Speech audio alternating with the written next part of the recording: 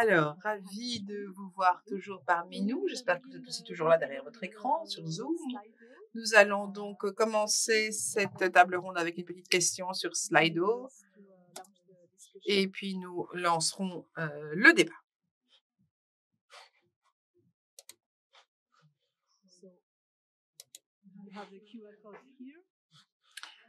Donc, vous avez le QR code et la question est lequel des éléments suivants doit être priorisé pour traiter l'influence des représentants de l'industrie de l'alcool, pour contrer l'influence des représentants de l'industrie de l'alcool.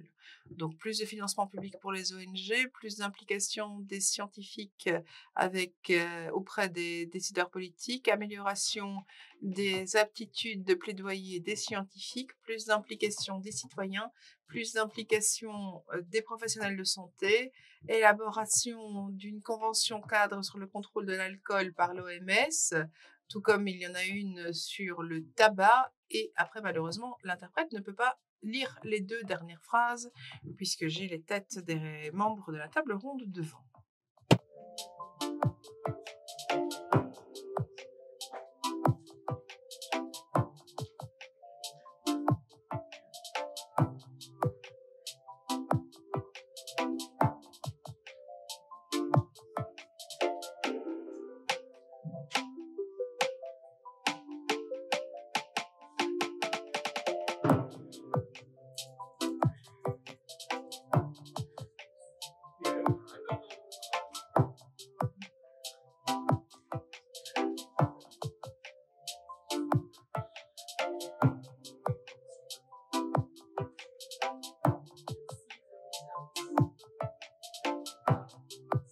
Benji?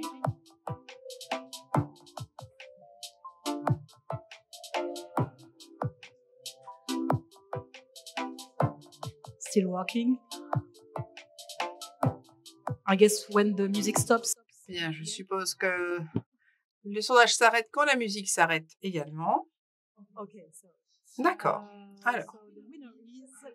Et le gagnant est une plus grande transparence des liens entre l'industrie de l'alcool et les décisions en matière de politique sanitaire. Je pense que c'était aussi les conclusions de certaines de vos présentations. Donc peut-être voulez-vous réagir par rapport à ce résultat, Florence? Alors personnellement, ce n'est pas celui que j'aurais choisi. Bien sûr, la transparence, c'est important. Mais vous savez, si je tue votre sœur et si je suis transparente là-dessus, ça ne signifie pas que je ne suis pas coupable. Donc, connaître l'engagement de l'industrie auprès des décideurs politiques, c'est très important parce que comme ça, on peut surveiller, mais on a aussi besoin de sanctions. Qu'est-ce qu'on fait de ces informations? Qu'est-ce qu'on fait avec cette plus grande transparence? On a ce registre en Irlande, c'est fantastique.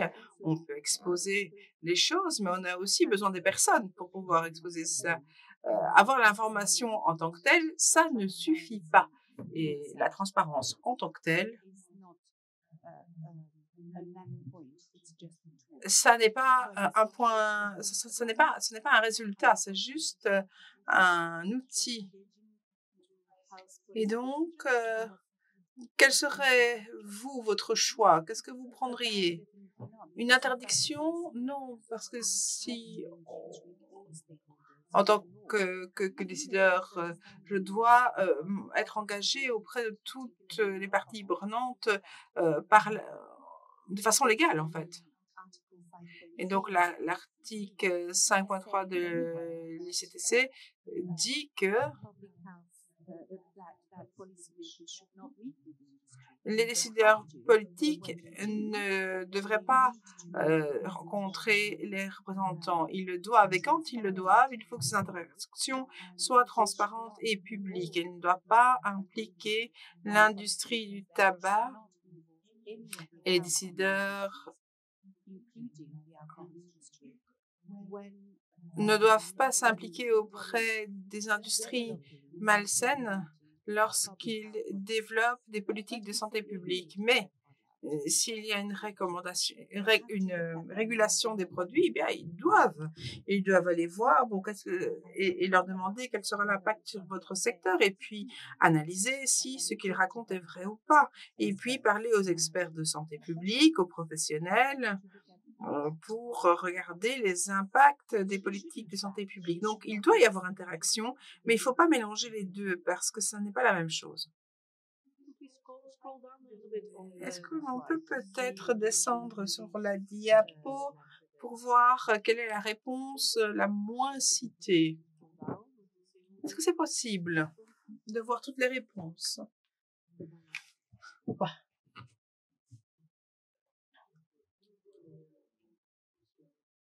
Malheureusement, le commentaire est hors micro. Donc, l'implication des professionnels de santé, c'est un commentaire qui a été fait ce matin. Est-ce que c'est utile d'avoir les professionnels du système impliqués? Est-ce que c'est utile de les impliquer dans le débat public? Et quel est votre avis là-dessus? Et on a également une représentante du comité permanent des médecins. Alors évidemment, j'ai une opinion très ferme. Il est extrêmement important pour ceux qui comprennent le processus politique, pour ceux qui comprennent les décideurs politiques, il est important de les faire rencontrer des professionnels de santé publique. Moi, je suis lobbyiste professionnel et mon boulot, c'est de travailler avec les décideurs politiques. Le travail des professionnels de santé, c'est différent. Et l'idée est de résoudre un problème pour la santé publique, tandis que pour la politique, c'est très long. Le processus prend beaucoup de temps. Et en travaillant en étroite collaboration, ce que j'ai pu voir avec les médecins, les professionnels de santé, c'est qu'ils ne comprennent pas, ils sont frustrés quand les décideurs politiques ne les écoutent pas. Les décideurs publics doivent être leurs patients finalement. Et donc, le monde des professionnels de santé, des médecins, a aussi son propre rôle. Les politiques ont leur propre rôle. Les deux rôles sont très différents. Le monde de la politique est très lent, comme Ewan l'a expliqué. Et donc, ça prend vraiment beaucoup de temps. Dès lors, je pense que les lobbyistes de santé publique doivent avoir avec eux les infirmiers, les patients, les professionnels de santé. Mais le travail des lobbyistes de santé, c'est d'exercer ce lobby. Et je suis assez triste de voir que si peu d'entre vous ont dit qu'on a besoin de plus de financement pour les ONG parce qu'en fait, l'industrie sait qu'on a besoin de lobbyistes. Et vous, vous pensez qu'on peut le faire sans nous?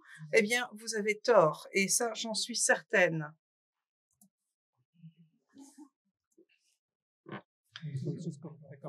Je voulais simplement bondir sur l'implication des citoyens. Moi, j'ai été assez surpris et assez déçu que ça ne soit pas vers le haut. Parce que l'influence sur les élus pour changer leur avis, eh bien, cette influence viendra des citoyens. Donc, augmenter la connaissance impliquera aussi l'implication des citoyens. Donc, moi, j'aurais mis cet élément en haut de la liste. D'après ce que j'ai compris du contexte en Irlande, le travail du groupe de plaidoyer a été très important. Donc, beaucoup de nos discussions tournent sur les ravages de l'alcool et se concentrent sur la science France, les universitaires, les citoyens ne sont pas vraiment impliqués dans la discussion. Néanmoins, ils sont un facteur important pour soutenir les politiques. Ils sont un levier important aussi. Et donc, je pense que ça doit être bien plus haut que là où cela se trouve. Je ne suis pas d'accord avec Marc. Je pense que le rôle de la communauté, évidemment, a sa place.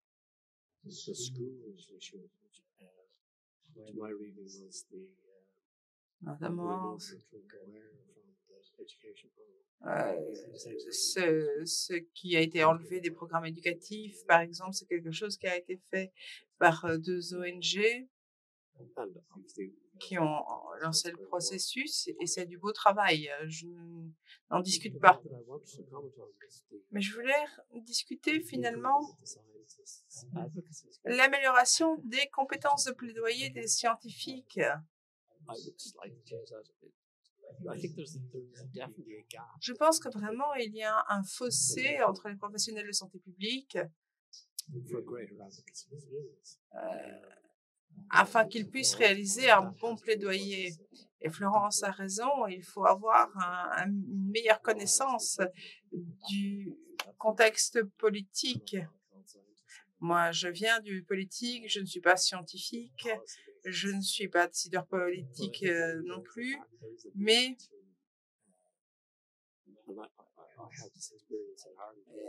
j'ai pu avoir cette expérience en Irlande. Ce sont des institutions qui produisent des professionnels de santé publique ont très peu d'exposition au plaidoyer de santé publique finalement. Et pour moi, c'est vraiment une compétence manquante ici. Alors, je suis complètement d'accord sur le fait qu'on a besoin de plus de formation, plus de plaidoyer pour former les jeunes et les moins jeunes qui ont cette envie d'apporter un changement, les former de façon adéquate pour pouvoir s'engager au niveau du processus politique et ceci à long terme. Là, je suis d'accord. Mais je pense que le soutien du public, à mon avis, est complètement surévalué. Et je voudrais vous donner une petite histoire sur le contrôle de tabac. Quand on a commencé à introduire des zones sans cigarettes, c'est une des premières mesures. Alors, l'Irlande était le premier pays du monde à avoir une interdiction sur les zones sans cigarettes. Il y a vraiment eu un débat dans le public sur l'avantage des zones sans cigarettes. Le public était divisé. Et quand je regarde la France, le public était contre. Et puis, la mesure a été prise et tout le monde était pour. Et donc, cette conviction que nous avons dans la politique de l'alcool, que nous devons avoir le soutien du public pour avancer, n'est pas basée sur des évidences, sur des preuves. Parce que quand on regarde le contrôle du tabagisme, la plupart du temps, le public n'était pas vraiment en faveur, était plutôt contre. Et puis, c'est devenu vraiment la mesure la plus soutenue. Donc, nous devons être convaincus et quand nous allons voir les décideurs politiques, il faut leur dire faites ce qu'il faut parce qu'on sait que ça va fonctionner. Si vous changez l'environnement, ça va fonctionner. Ceci étant dit, évidemment, le soutien de la communauté est important. L'un n'exclut pas l'autre, mais pardon. Il ne faut pas attendre que le public demande quelque chose avant de pousser les politiques à agir, si nous voulons que ça fonctionne. Y a-t-il des questions dans le public? Donc, on a déjà 3 qui veulent commencer.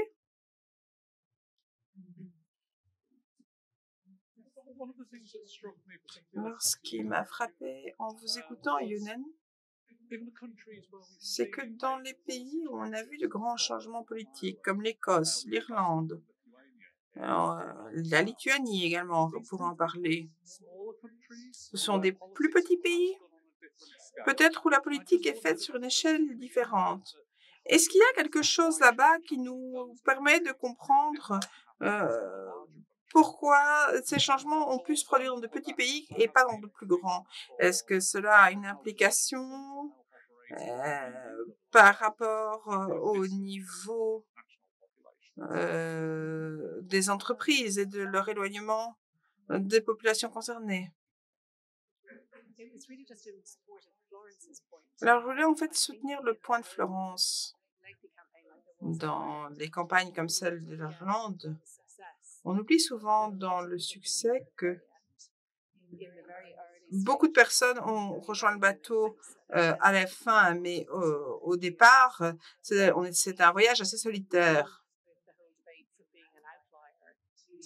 Et en fait, les ONG, véritablement, ont réussi à avoir les gens à bord. Et donc, c'est toujours 10 minutes avant la fin que tout le monde se rejoint. Mais ce qui est difficile, c'est de travailler quand vous n'avez le soutien de personne. Je suis sûre que Florence a cette expérience. Je pense qu'il faut financer les ONG qui sont prêtes à faire tout le travail depuis zéro, et parce que ce sont vraiment ceux-là qui activent l'ensemble du secteur. Donc voilà, c'était juste un commentaire pour rebondir sur ce que Florence a dit. Et donc, vous êtes PDG de EuroHealthNet et de l'Institut irlandais santé publique. Je pense qu'il y avait Catherine qui voulait parler également. Oui, Catherine, et puis vous, et puis on passera aux réponses. Donc, Catherine Paradis, MS Europe, vous avez partiellement répondu à la question, Yunen. Notre boulot à l'OMS, c'est d'entretenir un réseau de points focaux nationaux. Et l'ambition, c'est de transformer ces preuves, ces évidences que nous avons en politique. Et ce qu'ils nous disent, ne nous dites pas ce que nous devons faire, nous savons ce que nous avons à faire, mais dites-nous comment on peut le faire, comment ça s'est fait en Irlande, en Écosse, en Lituanie, et comment nous, on peut le faire aussi. Et donc, en fait, il y avait deux ingrédients essentiels. Tout d'abord, avoir un ministre qui a pris la question à bras-le-corps. Et puis, qu'est-ce que je dis? Il y a beaucoup de points focaux qui n'ont pas ce champion, qui n'ont pas ce chevalier blanc vraiment là pour les servir. Et donc, que faire? Avez-vous des astuces, des trucs et astuces que je pourrais transférer à nos points focaux sur la manière de trouver vraiment cette personne qui va être le porte-étendard finalement de la cause? Alors, une petite question et puis on va résumer. Alors, je voudrais revenir sur le débat entre Florence et Marc sur l'implication du public. Je pense que vous avez raison tous les deux. Le public doit être impliqué, mais de façon orchestrée. Et, par exemple, en Écosse, les zones sans tabac, je sais que les législateurs avaient vraiment peur que le public se rebellerait finalement, même dans les rues. Et donc, il y a eu cette préoccupation qui a vraiment été nourrie. Et finalement, Cancer Research UK est arrivé à donner vraiment, a fait une campagne sur tous les avantages d'avoir des zones sans tabac.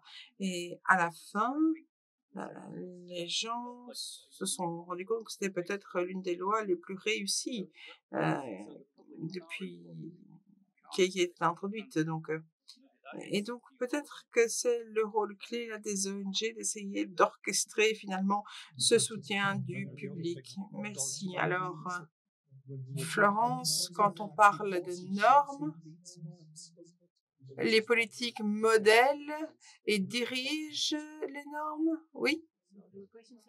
Alors, y a-t-il des pays aussi par rapport aux plus petits pays? Et est-ce qu'il est possible de réussir sans avoir le soutien d'un ministre porte-étendard? Alors, tout le monde pourrait peut-être le dire, mais l'Irlande est un peu unique. Je ne connais pas le système politique lituanien, j'imagine qu'il a sa propre histoire, mais en tout cas, pour l'Irlande, c'est une démocratie accessible et super ouverte. Donc ça, c'est une chose. Ensuite, C'est un jeune État, une centaine d'années, mais qui a permis à des ONG très influentes de se construire en Irlande. Donc cette force dans la communauté, dans les ONG, couplée avec un système politique extrêmement accessible, c'est ce qui a permis à l'Irlande de réussir. Et c'est un petit pays où tout le monde se connaît, hein, finalement. C'est un peu une obsession en Irlande. Et donc, en fait, les choses peuvent se produire de façon assez rapide, finalement. Alors, je pense qu'il y a quelques facteurs qui sont assez uniques à l'Irlande, assez propres à l'Irlande. Au niveau de ce que Catherine a dit, ou de la question par rapport au porte-étendard politique, on parle ici de contrôle statutaire de consommation d'alcool qui sont établis, restreindre le marché, influencer les prix, restreindre la disponibilité, etc. Il faut y avoir vraiment une personne qui défende cela au niveau politique. Il vous faut un architecte politique. Et rien n'aurait pu se faire sans. Donc, je pense que c'est vraiment essentiel. Évidemment, on peut avancer, on peut concevoir des politiques, demander des preuves, on peut récolter le soutien du public, etc. Ce sont des choses qui sont possibles. Mais au final, il faut que quelqu'un amène cette loi au Parlement et la fasse adopter. Donc, effectivement, c'est peut-être pas tout à fait utile comme réponse, je l'entends, mais oui, vous devez avoir quelqu'un qui soit prêt à prendre la tête de ce combat et ce n'est pas forcément très soutenu par le public. Alors, je voudrais parler de la France. On a vu le président Macron avec un verre de vin. On sait son soutien à l'industrie de l'alcool.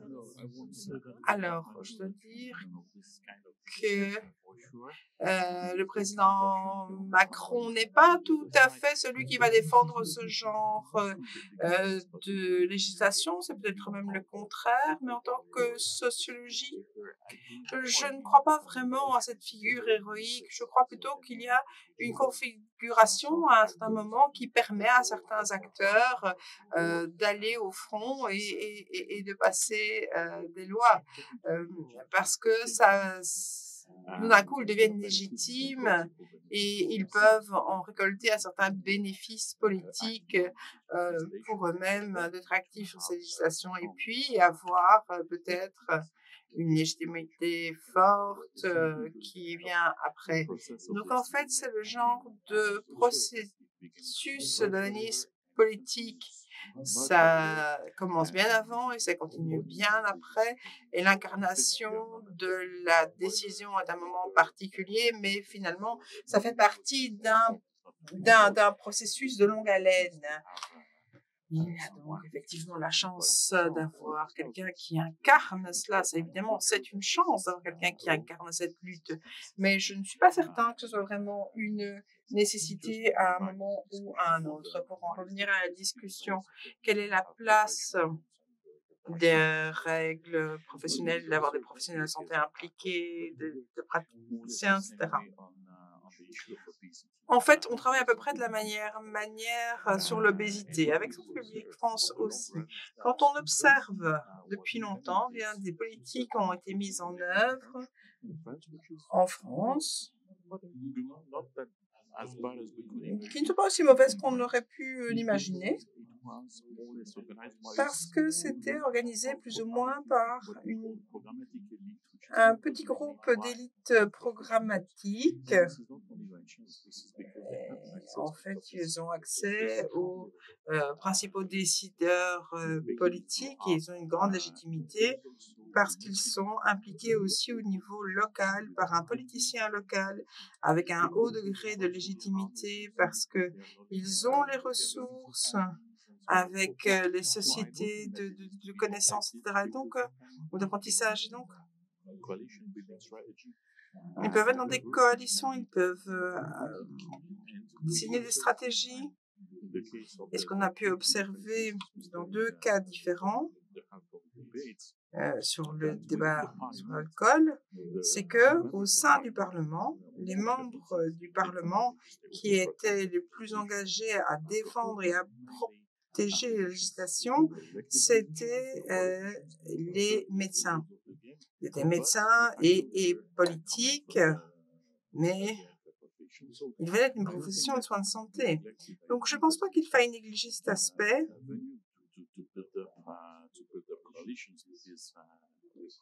Et il faut pouvoir avoir des coalitions avec ces acteurs. Et puis, je voudrais ajouter le point suivant au niveau de la transparence et de la transparence du lien. Je ne suis pas suffisamment naïf pour croire que c'est quelque chose qui suffira. C'est un outil, d'accord. Néanmoins, il y a un aspect clé que j'aimerais bien vous expliquer. La mentalité actuelle sur cette transparence des relations, c'est pour expliquer les relations de conflit d'intérêts qui peuvent exister entre certains acteurs. Mais, et c'est la raison pour laquelle nous avons travaillé sur des activités politiques des entreprises plutôt que sur les conflits d'intérêts. Et c'est finalement les deux sujets se chevauchent. La question du conflit d'intérêts est une question individualiste. C'est identifié comme étant l'intérêt d'une seule personne qui est le seul expert dans la salle. On ne sait jamais quels sont les conflits d'intérêts des personnes qui travaillent pour l'industrie. Personne ne doit déclarer ce conflit d'intérêts. Les gens qui sont en position inconfortable, à un moment donné, sont les scientifiques eux-mêmes. Et donc, affaiblir la position de la science de façon volontaire et individuelle. Et donc, quand je promeus la transparence, c'est la transparence des activités d'entreprise, c'est quelque chose de collectif pour tous les business. Et donc, je pense que cette transparence-là, elle est très importante et parfois, elle est cachée par le fait que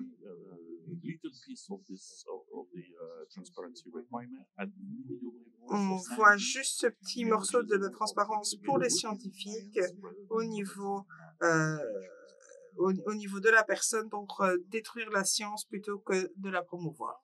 Open the debate, with the audience. Alors, dans le public, d'autres questions ou bien de la part des participants en ligne? Il est encore possible de poser vos questions. Je viens de Rocker. J'ai une question. Mais qui est le secteur de l'alcool? On a beaucoup entendu parler des producteurs. Vous avez aussi parlé des distributeurs qui ont beaucoup d'influence, qui sont très importants. Aussi les médias qui ont joué un rôle dans le marketing en Écosse et un journal qui a parfois commenté des mesures en disant que c'était une mauvaise nouvelle. Donc, qu'en est-il? Donc, on a les producteurs qui représentent le secteur, on a aussi les distributeurs, des pays qui ont les monopoles et les supermarchés et les médias. Est-ce qu'on inclut les médias et les supermarchés dans cette bulle quand on prend de la législation? Ou bien est-ce que ce sont des fronts différents? Donc, une grande question probablement et des décisions à prendre.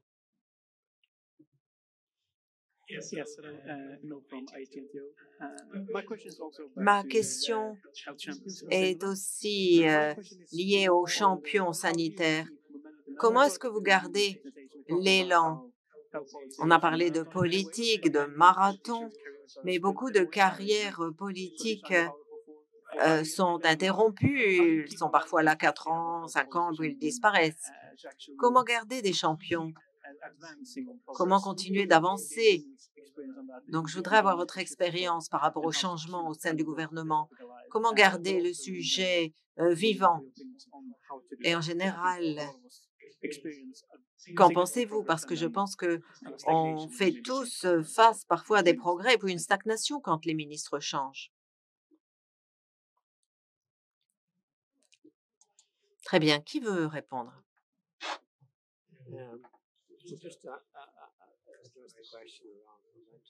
Donc, je vais répondre par rapport à l'élan et garder l'élan. Et ça revient avec l'observation de Catherine également.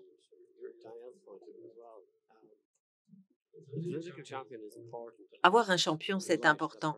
Et vous avez raison, cette personne peut venir et disparaître. Et dans les 100 jours de notre processus législatif, on a eu 3 ministres de la Santé. Sur les 1000 jours, pardon, sur les 1000 jours. Mais ce qui permet de garder l'élan, c'est l'association du leadership politique, le leadership des décideurs. Donc, comme je l'ai expliqué dans les ingrédients, c'est pas qu'il y en a un qui était plus héroïque que d'autres, mais c'était jouer son rôle vraiment. Donc, quand le champion politique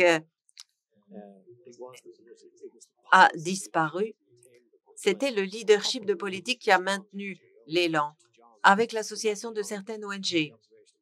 Et on a fait et John l'a fait la remarque, on a une communauté d'ONG très forte en Irlande qui mettent la pression sur le gouvernement, sur la législation, etc. Et dans le cas irlandais, il y a eu aussi beaucoup d'autres facteurs qui ont permis de maintenir l'élan. Alors, par rapport au point mentionné par Peter, ma réponse, c'est que le secteur de l'alcool, c'est tous ces agents dont vous parlez. Et dans le cas irlandais, on a des gens qui font de la publicité pour des associations qui sont des voix clés dans le débat. On a aussi des distributeurs de pétrole parce qu'en Irlande, on permet de vendre de l'alcool dans les stations-service. Donc, toutes ces parties prenantes font partie du problème et il faut s'occuper d'eux. Donc, je voulais faire la même remarque que vous. Donc, ils font tous partie du secteur de l'alcool et ce serait très utile d'avoir une discussion explicite par rapport à ce qu'est le secteur, par rapport au système, parce que j'inclurais effectivement toutes ces parties prenantes, mais aussi les universitaires qui font de la recherche et qui acceptent de l'argent du secteur de l'alcool, aussi les éditeurs qui reçoivent de l'argent du secteur de l'alcool pour la publication de documents. Donc, je pense qu'un audit pourrait être utile parce que par défaut, on a peut-être une liste trop courte de parties prenantes. Donc, ce serait utile d'avoir une discussion sur les limites du secteur. Florence et puis Daniel maintenant. Je voudrais réagir par rapport à la question sur les distributeurs. Chaque partie prenante doit être prise en compte en termes de ce qu'elles peuvent apporter positivement ou négativement à la campagne sur laquelle vous travaillez ou sur les objectifs que vous voulez atteindre. Dans le cas de l'étiquetage de l'alcool, disons, les distributeurs peuvent ne pas être opposés à l'Union européenne, même si les producteurs essaient de les convaincre qu'ils doivent être opposés. Mais l'industrie alimentaire, etc., doivent être inclus dans le secteur de l'alcool. Tout dépend de ce que vous voulez atteindre. La façon dont le secteur pense, c'est qu'est-ce qu'on veut absolument qui n'arrive pas. Et je pense qu'il faut utiliser le même cadre et nous dire, bon, qui sont les opposants, qui sont les amis, et faire des amis, des associations avec les amis. Voilà comment je ferai le cadrage. Et pour réagir à Catherine par rapport aux champions politiques, je suis convaincue que si l'on suit le modèle où l'on cadre les problèmes, le processus de politique, alors il vous faut des champions, pas seulement un, mais plusieurs. Et à un moment donné, ils vont venir, mais chaque succès que nous avons remporté, pas seulement en santé publique, mais aussi pour le mouvement des femmes, regardez les suffragettes, ils ont dû convaincre les hommes pour pouvoir voter la fois suivante. Et ce n'est qu'ainsi qu'elles ont gagné. Et il y a eu des siècles de présence dans les rues. Il faut comprendre la politique, il faut comprendre comment les décisions sont prises. Et c'est pour ça que je pense que les docteurs ne peuvent pas prendre parti parce qu'ils sont occupés avec les patients. Mais nous devons associer les docteurs avec les décideurs politiques. Au Parlement, actuellement, nos grands amis, ce sont des docteurs dans tous les partis politiques de tous les pays parce qu'ils comprennent certains des problèmes. Et parfois, les professionnels de la santé peuvent être des champions. Et ce n'est pas un facteur individuel. Il nous faut des champions, mais pas seulement. Parce que si on n'a pas les partisans, les défenseurs et la science, on n'arrive nulle part. Le modèle dit que l'on va gagner quand les trois flux se rassemblent. Et je pense que parfois, dans la santé publique, on se concentre uniquement sur le premier, à savoir les preuves, les faits.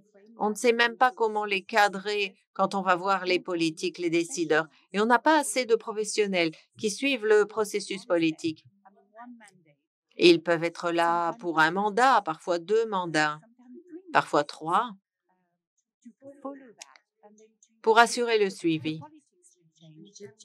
Les hommes politiques vont changer, les champions vont changer, mais quand les 3 facteurs se rassemblent, alors vous aurez le changement qui vous motive et ce qui mènera au succès. Donc, nous devons former la génération suivante des 3 catégories, pas seulement le 1, le 2, le 3, non, les 3 flux de politique. Merci pour cette explication très utile. Une remarque peut-être par rapport à l'élan. Sur différents cas que l'on a observés, et pas seulement pour l'alcool, on a vu que le rôle des acteurs non étatiques était clé. En plus des différents flux et de l'objectif commun des décideurs politiques. Quand vous avez des parties prenantes fortes, et ça a été le cas pour l'obésité et les médecins, j'ai aussi un exemple par rapport à l'euthanasie, un sujet qui est en débat en France. On en a parlé déjà dans les années 80 et c'était dans les mains d'acteurs non étatiques. Et on a eu un processus très long où, en fin de compte, nous avons pu dire, voilà, on a un ordre du jour et si vous êtes le champion, vous, l'homme politique, nous avons les outils pour vous. Donc, on peut agir pour maintenir l'élan avec les acteurs non étatiques. Alors, par rapport à la question de savoir qui est le secteur, qui est l'industrie, quel est le périmètre à considérer, bien sûr, c'est très large. Mais il ne faut pas tout le monde tout le temps. Parfois, ils réduisent notre intervention parce qu'ils sont des acteurs commerciaux, ils considèrent leurs coûts, leurs profits et toute cause ne fait pas partie de leurs intérêts. Donc, parfois, il faut diviser les fronts et ça a été le cas pour le deuxième cas que nous avons mentionné. On a déjà eu cette discussion préalablement au sujet de l'étiquetage alimentaire et le Nutri-Score qui a été débattu en France. Ça fonctionne en France parce que l'industrie était divisée entre les acteurs internationaux et les acteurs nationaux. Et à partir de là, le représentant de tous les secteurs s'est tu parce qu'il ne savait pas quelle était la position qu'il devait garder.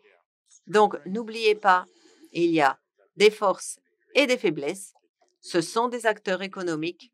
Ils calculent en termes de coûts et de bénéfices. Et ça peut parfois être une faiblesse d'avoir cette situation.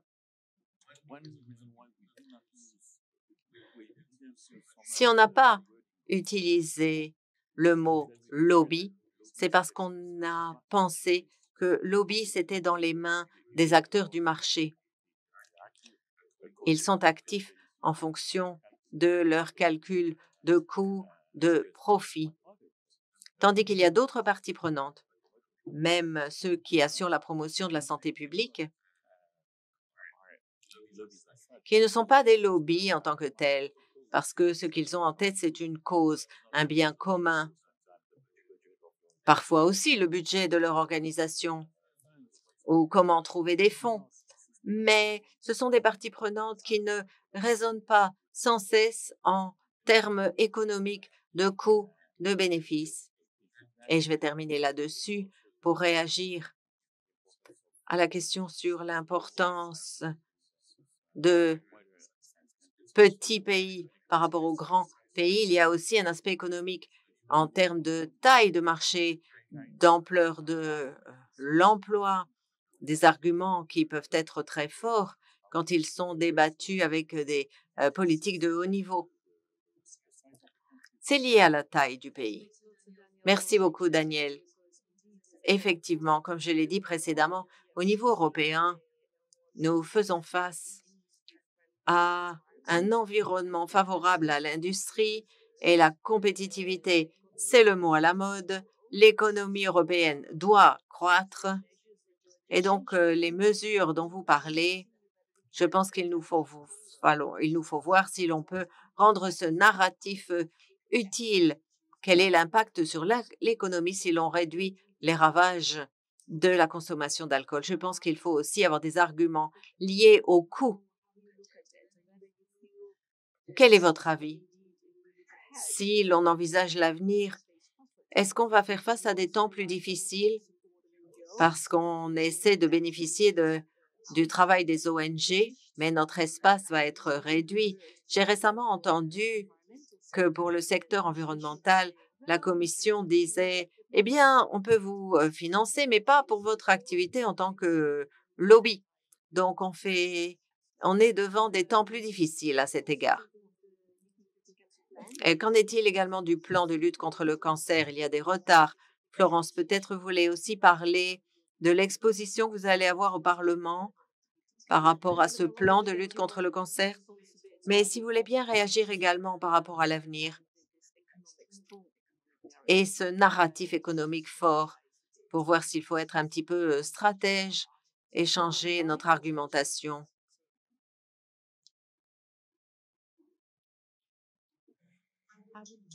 Je vais essayer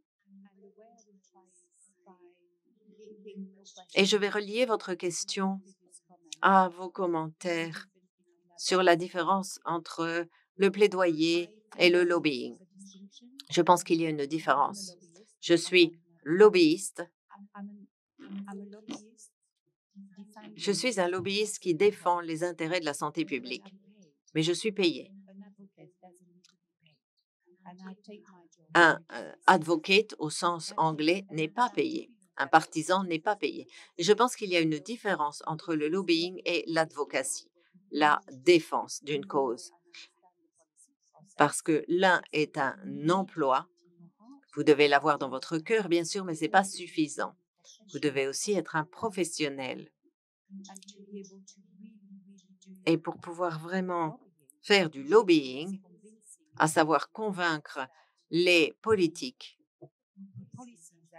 que les politiques que vous défendez sont dans votre intérêt, ça m'amène à votre question pour savoir comment on gère ce point dans un environnement qui est aussi favorable à l'industrie. La façon dont j'essaie de le mettre au clair dans ma tête, c'est Comment est-ce qu'on peut présenter sa cause dans un environnement qui se préoccupe autant de l'économie et du coût de chaque chose? Ça a été dit, mais je vais le répéter, la santé est un investissement, ce n'est pas un coût. Et il faut arrêter de penser comme des investisseurs. Et il faut donner un cadre à ce qu'on donne. Parce que le coût pour l'économie de ne rien faire est énorme. Comment est-ce qu'on peut le transformer? Il nous faut nous équiper autant que possible avec des arguments économiques qui sont en faveur de ce qu'on veut faire. Et ça, c'est lié à mon dernier point. Nous organisons une grande exposition au Parlement et l'objet de cette exposition, c'est un appel à l'Union européenne, ou plutôt au Parlement, pour introduire l'étiquetage de l'alcool. Son coût est 0, c'est très faible. Tout le secteur, partout dans l'Union européenne, l'a fait. Chaque secteur l'a fait. Alors pourquoi est-ce que le secteur de l'alcool dit qu'ils ne peuvent pas, qu'ils n'ont pas les moyens de le faire? Ce n'est pas un argument. Ça ne coûte rien au gouvernement. C'est une mesure à bas prix et c'est le droit des citoyens de savoir. Donc, on a cette grande exposition en partenariat avec EuroHealthNet, NTO, l'OMS, qui a été incroyable, qui nous a beaucoup soutenus avec des informations très utiles. Et vous savez quoi? Tout le monde en parle au Parlement. Et il parle de cette exposition avec cet étiquetage parce que nous sommes au centre et nous avons établi des relations. Et je pense qu'on va gagner ce dossier. Il n'y a aucune raison pour qu'on échoue. Merci, Florence. Oui, peut-être une remarque rapide. Je pense que tout le monde le sait dans la salle, mais l'OCDE a fait un travail fantastique par rapport aux arguments économiques et le retour d'investissement.